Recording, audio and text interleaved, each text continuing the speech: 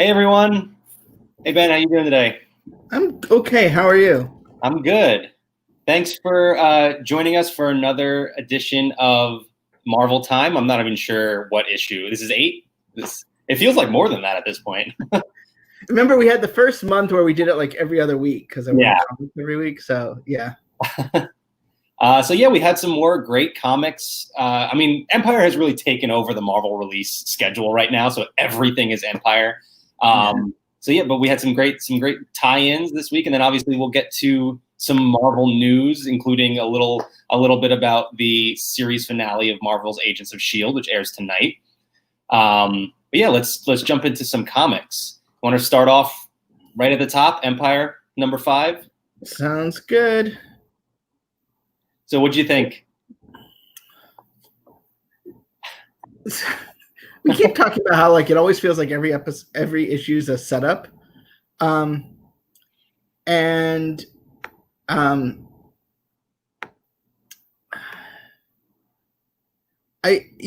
feel like this one, like you did see, the beginning's nice. Where it talks about the wedding.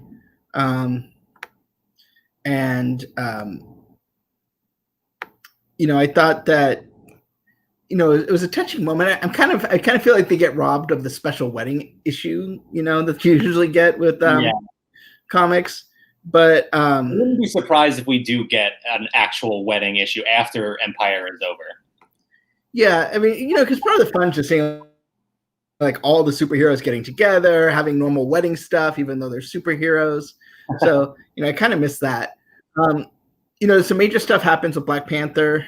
I don't think there was any major surprises. Like, I guess one thing I thought was interesting was like I felt like there were more shocking things happen in some of the tie-in issues this week. Like, we'll talk about the Avengers one, but I just felt like. It's like I get it. Like we all knew that the seed was going to get planted and they were going to do the sun thing. Like they always said they were going to. And you don't go to a comic book story like this and they go like, nah, we got it. We stopped the clock, right? Like it's always about to happen. Right. Like that's not shocking to me. That's you said your plan and you executed it. And so I don't know. I just kind of felt like it was once again just kind of treading water. So I agree with most of what you said, but believe it or not, this is actually going to be my pick of the week this week. And to me, I think it's more so I'm just settling into what Empyre actually is, right? It's not giving us those big, strong moments. But to me, this issue, more than any of the previous ones, had more of those moments where I was like, cool, that was a cool panel, that was a cool page, whatever. You mentioned some cool stuff happening with Black Panther. I think there was some cool stuff with the Thing as well. And really the story has kind of hit that boiling point where it can't really be set up anymore, right? So we are seeing all these fights kind of happen now on the page, and things are starting to really happen, especially we're going to see Reed and Tony finally get involved, and I'm very excited to see how that plays out, especially with what happened, how this story kicked off, right? With Tony making the misjudgment, which, as so often happens with Marvel stories. Right. But yeah, so I enjoyed this issue. We can obviously not go into it too much, but there was sort of that, I think what was supposed to be that big shock moment, but like, do those moments really get you anymore when nobody ever, the consequences never really stick, right? So it doesn't hit the same anymore. But especially when it's like in the middle. Yeah. I don't know. I just feel like,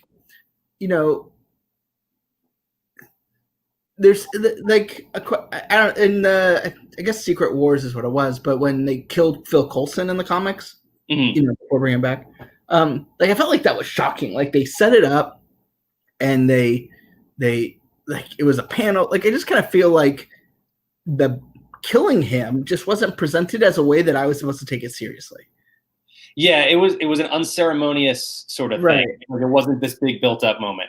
And a character, I mean, I don't want to say who it is, but like a character like that, you don't just sort of like, right, kill on, a quarter panel on the bottom page of a, comic book. So yeah, it's like, I mean, I feel like we know, like it's almost like they're telling you, like, don't get too concerned about this one. But you know, who knows? Yeah, so we might as well. You touched on Avengers a little bit. We might as well jump over to Empyre Avengers. This is number 2, correct? I believe. Yeah. So, what are your thoughts on this one? This is my pick of the week. I really liked it. I liked the humor to it, which you don't always get in a tie-in book like this. But it wasn't like a joke. It wasn't like a Deadpool book, but it was like humor that you would actually have in a terrible circumstance like this. And obviously it takes place in the Savage Land. Not quite sure why the cover is what the cover is. But I thought like this was I feel like this death, like, even though it's not a character I have any sort of major affinity for, but I felt like it stuck more. Like this is how you kill a major character. Yes, yeah, I would agree with that, and I think it's the right character that would make you think like, oh, maybe this is actually going to stick. Maybe this is a real thing here. Right. So yeah, I like that. I did enjoy this one too. This was very close to being my pick of the week as well.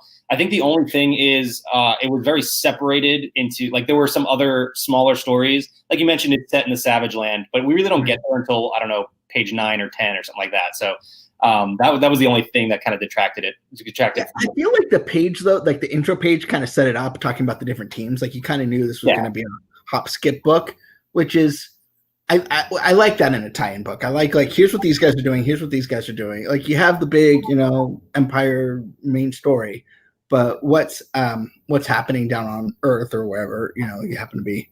I thought this was, I like this. I mean, Jim Zub always has that sort of fun mentality to him. He's like the anti-Jonathan Hickman. And so not that's bad with Jonathan Hickman, but, he's just a more lighthearted writer. And I thought this was fun. I read it in the wrong order. I did. And so, it was kind of, while that wasn't necessarily the best from a storytelling perspective, it was kind of a nice little breather from what went down in Empyre to have something, even though it has a shocking moment at the end, like it still had sort of natural conversation, which I like in comic books. It makes them feel real. Kind of like that Peter Parker, Right. Yeah, I agree completely. I also wanted to point out that there was some really amazing artwork in this issue. Carlos Magno, I'm not sure if I'm pronouncing the name right, but some really stunning stuff, especially with Scarlet Witch. Those definitely a very. Oh yeah, absolutely. Yeah. One issue I have, and this kind of bleeds into all of the tie-ins. There's just too many giant plant monsters emerging this week. Right. You see it in one, and then you see it in the next issue, and you see it in the next one. You start to get sick of it. But I kind of think of them as like in the. I don't know if you watch like Teenage Mutant Ninja Turtles, like the Foot Soldiers, or in the Power Rangers, which I didn't watch, where they had those little like clay people, like nameless villains that just kind of sprout up, and you just kind of have to fight them to have something to fight while the real story is happening. Right. So from there, I guess we can jump over. I mean, we're on Avengers. Might as well stick with, the Avenger. Let's go to Captain America. My buddy. He's not looking so hot. Yeah. This was another, the cover on this one too, was just a little weird, but, Oh, I look like we're supposed to be talking about X-Men right now, but what's that? Oh, the movie club. I hit the button. That's the wrong. That's from the movie club. There we go. So yeah, Captain America. To me, this one, while I enjoyed it, it didn't do enough to really separate itself from the first issue. I thought it was a lot of the same stuff. I don't know if you felt the same way. I did. And I love Captain America as my guy. I love Captain America. I know Marvel's all about having heroes with problems, but I love that he can have problems, but he never sacrifices his ideals. Mm-hmm. So, I'm always drawn to him, but this is not this is not his story, Right. Empyre. And so it, I don't know, maybe just a little needless. Yeah, the one thing I did like about this issue in particular was you see Cap sort of arguing with the Kree and the Skrulls, which really, I know this is a tie-in issue, but that really connects it to the overall story where, they're starting to get that fracture between the humans and the Kree Skrull alliance, which, that really brought it together and gives you that bigger scope. So I did like that. But aside from that, like I said, pretty much the same, like a copy of the first issue almost. Yeah. I guess there's not a lot to say about it. It's, if you're picking a tie-in, I don't know that this is, I think there's better ways to go. There was one other tie-in this week that we didn't read, Captain Marvel. I didn't read it. It's on my, I have it, but I haven't read it yet. Right. So, but among the, I don't know. I just kind of feel like if you're not going to do it in the main title, it really needs to have a purpose. It's one thing to have like Captain America number 572 or whatever, and have it, kind of tangentially exist and whatever. But if you're going to pull it out and make it its own book, I don't know. Right. And so our final title for this week was Empyre X-Men. This was number 3, if I'm counting correctly. It's hard to keep track of them all as they all blend together. With 18 people making the book. I'll be honest. The first Empyre X-Men issue came out, and I was a little lost. I was confused. I've liked them progressively more and more with each issue. Yeah, I did too. And I think it's as I'm reading more X-Men, like I kind of get the lay of the land a little bit better. But yeah, and I feel like because they are on Krakoa and it's plant-based, it's natural. It makes sense. This battle is going to happen, but I do. This would, if I had to pick like a second pick of the week, it'd probably be this book. Yeah, the one thing that takes away from this one for me is it's a little complicated. There's zombies, and then there's the Katati, and then there's the mutants. The zombies especially are throwing me for a loop. And now there's this special weapon that is sort of transforming a character. And I'm a little confused as to where this weapon came from and what exactly it's doing. But complicated story, but it's a lot of fun because there's a lot of great characters in it. That's, I guess, my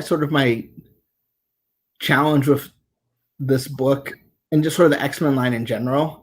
It's super complicated. And I understand that, X-Men storytelling is built on top of X-Men storytelling. But to me, superhero books are best when they're grounded in reality. And I don't just mean like crazy stuff can't happen, but what I think sometimes when you focus too much on the weirdness, you lose the humanity. And, like you can have a crazy character like the Hulk, but if you're not telling it from a Bruce Banner perspective, it makes no sense. Right. And, if you have a chance, you can go to the Marvel's YouTube page. Joe Quesada did basically a 2-hour interview with Todd Mcfarlane on YouTube as part of his morning show. And, for Todd McFarlane, kind of known for his Spider-Man Venom art. And then he had a character he created, Spawn, in high school. And he went to co-found Image and made Spawn the book. And, it's been going on for 80 billion years, as long as I've been paying attention. And so hearing how they talk about what makes a good comic, and that Joe and Todd don't necessarily agree, makes you realize that there's different types, there's different ways to go attack it. You can do a Peter Parker type book where it's a human having fantastic situations around him, and you're seeing it from your eyes essentially, or someone you can relate to. Or you can go big and have these amazing sort of sci-fi big concept stories, which I think the X-Men universe is in right now. Or you can go and have do sort of a allegory kind of story that X-Men traditionally has been. And so thank goodness Marvel puts that first page in that it kind of gives you the cliff notes. But especially since this X-Men is so far removed from the 90s X-Men cartoon show, the X-Men movies, it's a whole other thing, which is fine and great, but you really got to keep up on it. Yeah, it is a lot, definitely, and especially with different characters coming in than the ones you're used to. It's not just Cyclops and Wolverine anymore, but Magic. Yeah, if I started with Powers of 10, X of 10, like that series, I probably would understand what's going on better. But quite frankly, I didn't read X-Men because Marvel didn't have the film rights, and I kind of needed to narrow my purchases. So I was like, well, they're not really like. The X-Men movies, I'm not going to pay as much attention to. The X-Men comic books, not that I didn't buy some, but like it wasn't my core. And then I was like, oh, great, now I care about the X-Men again. And so, but when the pandemic happened, I had more time to read comics. I haven't gone back and read the sort of the lead up, which I should, but I just haven't had a chance yet. Yeah, there's a lot to catch up on for sure. Mm-hmm. So that's going to do it for our comics for today. We can jump into the Marvel news from the past week. And actually, just earlier today, Marvel released a trailer for the long-awaited Ultraman series that'll be coming out in September. Do you have any familiarity with Ultraman? Only because when they made this announcement, they made it seem like it was a big deal, and so I looked it up, and It's super complicated. Like not the story, like it's basically a kaiju kind of thing. Yeah. But the rights of it are super complicated.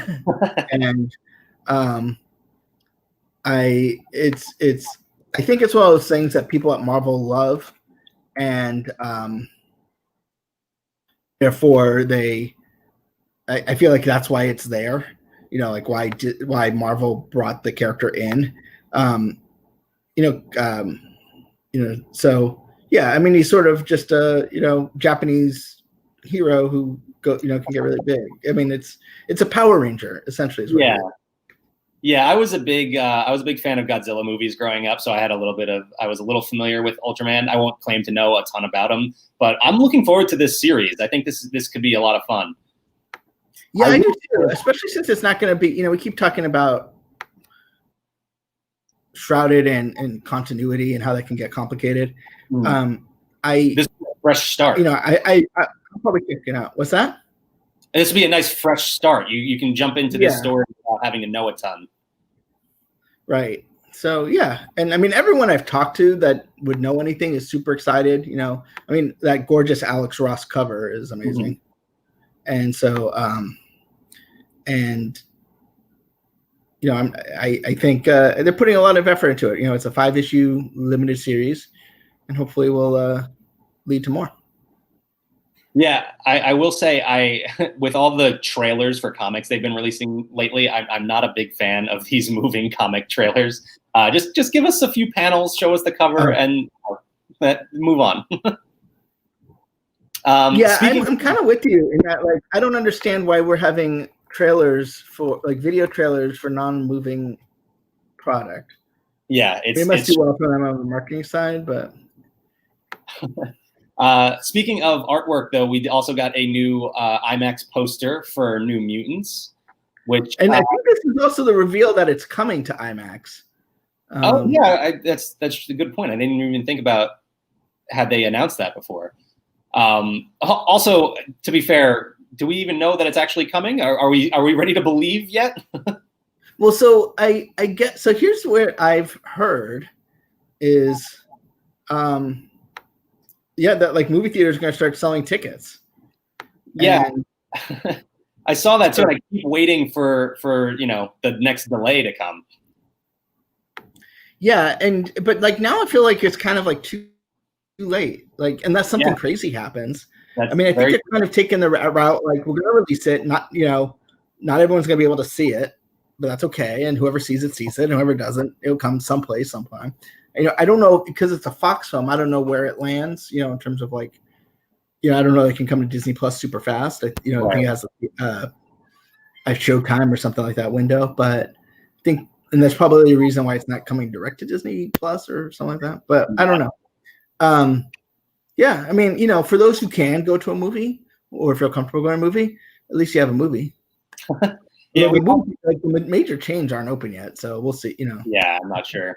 And we talked a little bit about during our Comic-Con coverage how the delays of this movie have actually kind of helped build excitement for it. I'm looking forward to it now.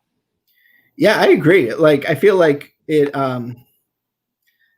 especially since there's not something else eminently like to crowd my attention. Like, it's not like it's coming out a month after Black Widow or Right. 3 weeks before. It's just going to be its own thing. It's going to have its own time in the limelight, and that's great. Hope it's good. Don't know, but hope it is. And speaking of new Marvel content that's coming soon, Marvel's Avengers will be coming out in September. And right now you can pre-order a special, the original soundtrack LP from Mondo, featuring some really awesome art, as Mondo is known to do.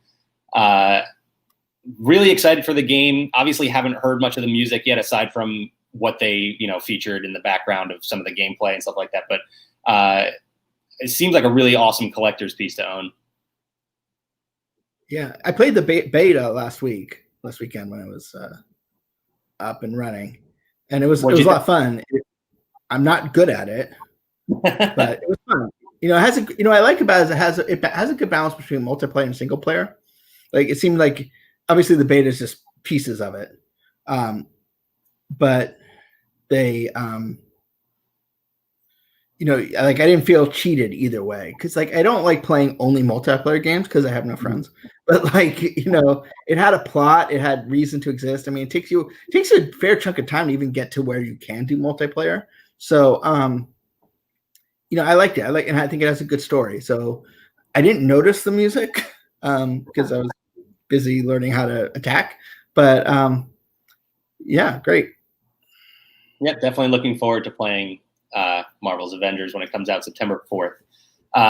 And also in September, a new Black Widow comic series coming out from Kelly Thompson is the writer of the new series, and another trailer that they released for the new series.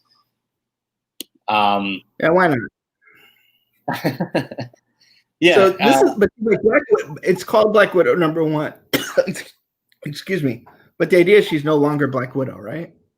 Yeah, I'm not entirely sure what's going to unfold in that series, but I am looking forward to getting more content from the character, because obviously I'm familiar with Black Widow, especially the MCU version. But always fun to read more on a character from a different angle, given a different story, especially when there's a movie coming out.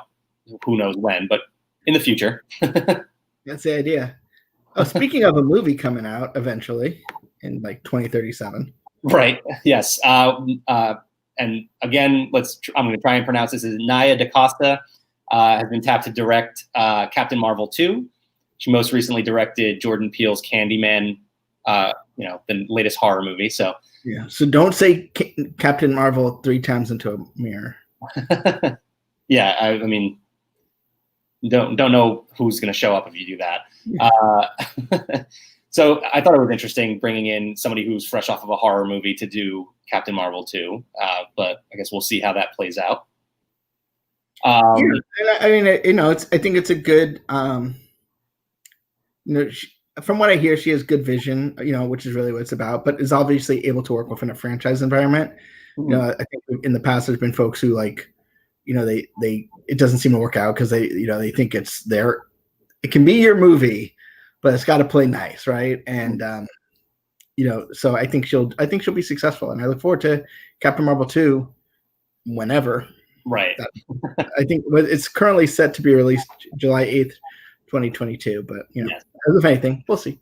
Yeah, a lot of wiggle room between now and then. The last thing I wanted to touch on real quick was I reviewed Avengers Assembly Orientation. A lot of fun. It's a children's book. It's I believe the reading level is something like 8 through 12 or something like that. So it's a kid's book. It's not a really complex story, but it's fun. It's I think the best word to describe it is probably like adorable. There's a lot of really fun. Adorable. They look so cute. Right? Yeah. Look at that. there's a lot of really great artwork, and it focuses on Miss Marvel, Squirrel Girl, and Miles Morales. So, and then what I was really surprised at was how many other Marvel characters were featured, if only just by name drop. But there was a lot in this book, so it was a lot of fun. I definitely recommend it. And that's pretty much all the news we have for the week. But again, Agents of S.H.I.E.L.D. series finale airing tonight. We both got to see it. Obviously can't go into detail too much about it, but I mean, so we'll be back at 11 Eastern, 8 Pacific. Don't watch it if you're on the Pacific time zone. We'll be back after the East Coast airing. We'll talk about it, and then if you're on the West Coast, you can click on us again at 11 and act like we're